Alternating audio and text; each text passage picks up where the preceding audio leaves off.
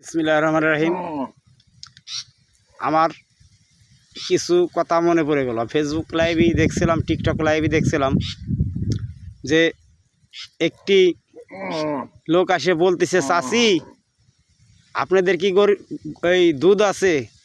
তাই চাচি বলতেছে, হ্যাঁ বাবা, দুধ তো আমাদের আছে। তা বাবা, তোমাকে চিনা চিনা লাগে, তোমাকে যে কই দেখেছি জানো? বলে, বাপ চাচি, আমি এই জনতা ব্যাংকে কিংবা এক ব্যাংকে চাকরি করি। কয়, ও তুমি ওই ব্যাংকে চাকরি করো? হ বাবা, হ চাচি, আমি ওই ব্যাংকে চাকরি করি। তাই ওই চাচি বলতেছে, বাবারে, দুধ তো দিতে পারতাম, কিন্তু দুধের যে গায়ের যে আজকে সাইবারের সমস্যা হয়েছিল, এখন সেই কারণে বাবা দুধ দিতে পারলাম না। তাই এই কথাটা আমি বললাম এই জন্যই যে আমাদের দেশে যখন নেতারা অথবা উপর র্যাঙ্কের যারা আছে, যখন দেখা যায় লোকজন লাগবে, তখন ওই সাধারণ জনগণের লাগে, সাধারণ গরিব মানুষের লাগে। কোনো বড় লোকের ছেলে কিংবা কোনো টাকাওয়ালার ছেলে ওই যায় না এই জন্যই, কারণ তাদের টাকার অনেক মায়া। গাছ গেলে আমাদের এই ক্ষতি হবে, হাল চাষ করতে পারবো না, ওই খাতে চাষ দিতে হবে, ওই খাতে মই দিতে হবে, সেই জন্য যাইতে পারবো না। আর শুধু তাই না, তারা একটি সুবিধাবাদী লোক এই জন্যই তারা এই টাকা আছে, যে দল ক্ষমতা আসবে সেই দলের পাশেই তারা আমার ভাই তোমার ভাই এই বলে চলে গেলেই, আর নেতাদের হাতের ভিতরে কিছু দিলেই এটা তারা মাপ পাওয়া গেল।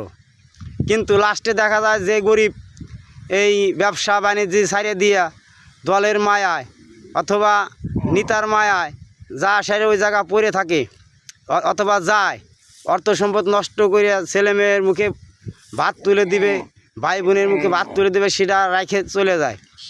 ওই পরিময় তাদের আর কোনো মান থাকে না, কারণ পরে তো ওই নেতাদের হাতে কিছু দিতে পারে না, নেতার পকেটে কিছু দিতে পারে না, সেই জন্য তার কোনো মান থাকে না।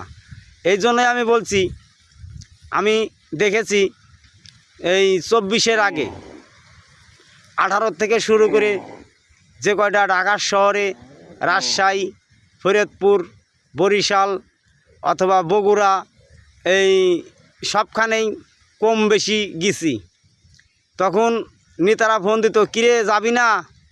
তা বলতাম, আমার তো ভাই কাজ আছে। কয়টা কাজ আছে, কাজ পরে শেষে নে আয়। তখন নিজেরও দলের জন্য টান ছিল। তখন আমরা এই অনেকেই কামলা দোয়া বাদ দিয়ে থুয়ে, কেউ ব্যবসা বাণিজ্য ফেলা থুয়ে গেছি। এখন আমরা যারা ব্যবসা বাণিজ্য ফেলা থুয়ে গেছি কিংবা পরের দোয়া বাদ দিয়ে থুয়ে গেছি, তাদের কোনো ওই মান নাই। কারণ মান নাই এই জন্যই, তাদের পকেটে টাকা নাই, সেই জন্য তাদের মান নাই। তাই আমি সবাইকে উদ্দেশ্য করে বলছি, যারা কর্মজীবী গরিব মানুষ আছেন তাদের উদ্দেশ্য করে বলছি, এই জান প্রাণ দিয়ে আমরা যারা খাটছি, আমাদের দেখে আপনারা শিখুন। আপনারা কারো এই নেতাগেরে পাশ ধরে, নেতাগের কথা মতন আপনারা কেউ ওই নেতাগেরে পিছনে যাবেন না।